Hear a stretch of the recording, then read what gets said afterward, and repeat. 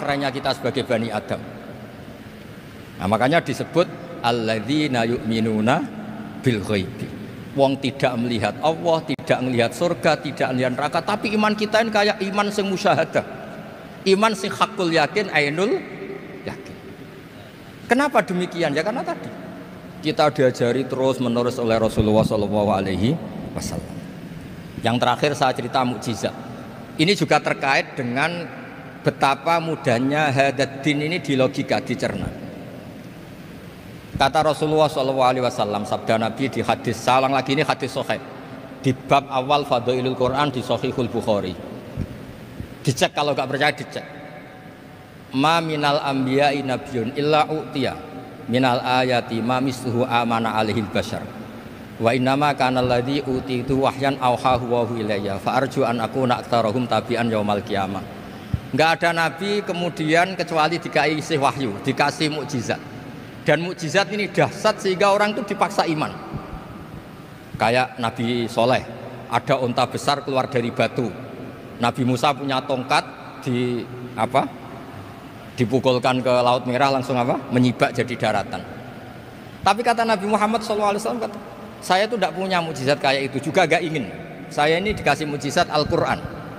Dan saya berharap karena mukjizat Quran ini adalah terus kemudian umatku menjadi yang terbanyak ila yaumil qiyamah. Sekarang kita berlogika.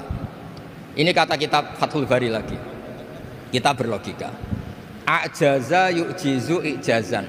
Sesuatu yang menjadikan orang lain gak mampu disebut i'jaz.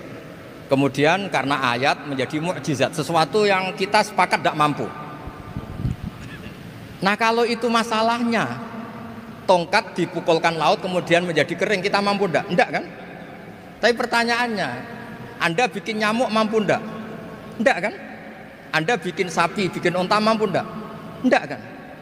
Makanya Nabi Muhammad SAW cukup, sudahlah kamu itu manusia, bahkan sekedar menciptakan lalat itu udah bisa. Inna Allaha la yastahi ayyadriba masalam ma'aba'udatan fama fawqaha. Kemudian mukjizat ini sama Nabi dicontohkan hal-hal yang keseharian kita. Wa min ayatihil lailu wan naharu wasyamsu wal qamar. Sekarang peristiwa laut dibelah Nabi Musa dengan matahari yang nggak pernah turun mesin, itu keren mana coba? Keren matahari yang nggak pernah turun mesin. Terus kata Ibnu Hajar al-Asqalani, li'annal mu'jizat al-madiyah kanat khisyatan tusyahadu bil absor kana qati soleh wa asa Musa wa mu'jizatul Quran tusyahadu bil basirah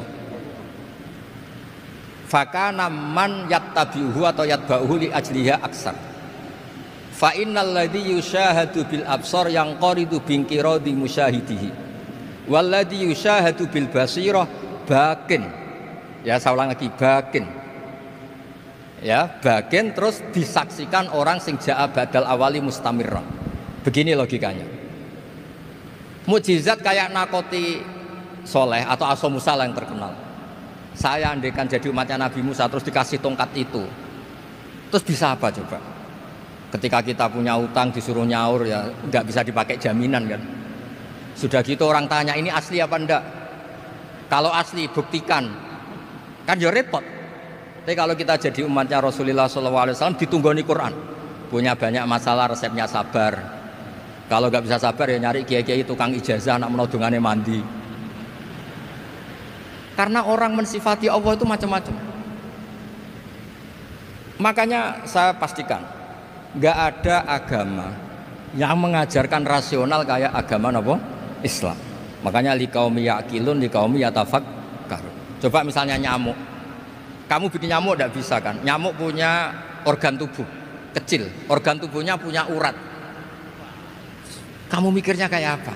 Sekedar bikin patungnya saja tidak bisa, apalagi bikin nyamuk.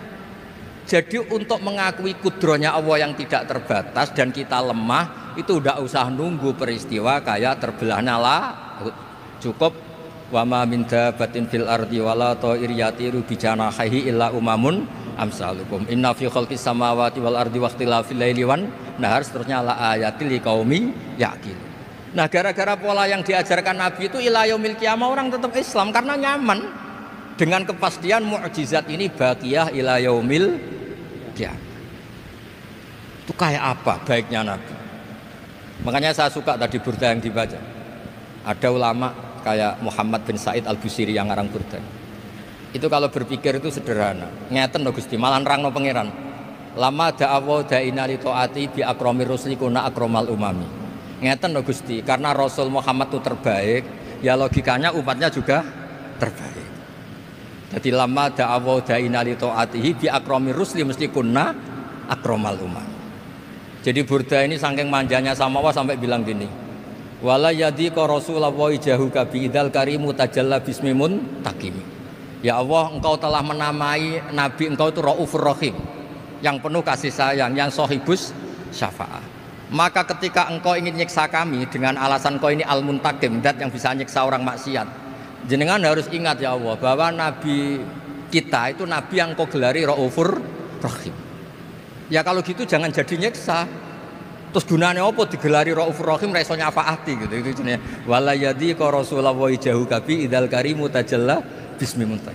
Terus fa inna min judika dunya wa darrataha wa min ulumika imal lauhi wal qalam. Dan itu juga yang dibuktikan Rasulullah SAW.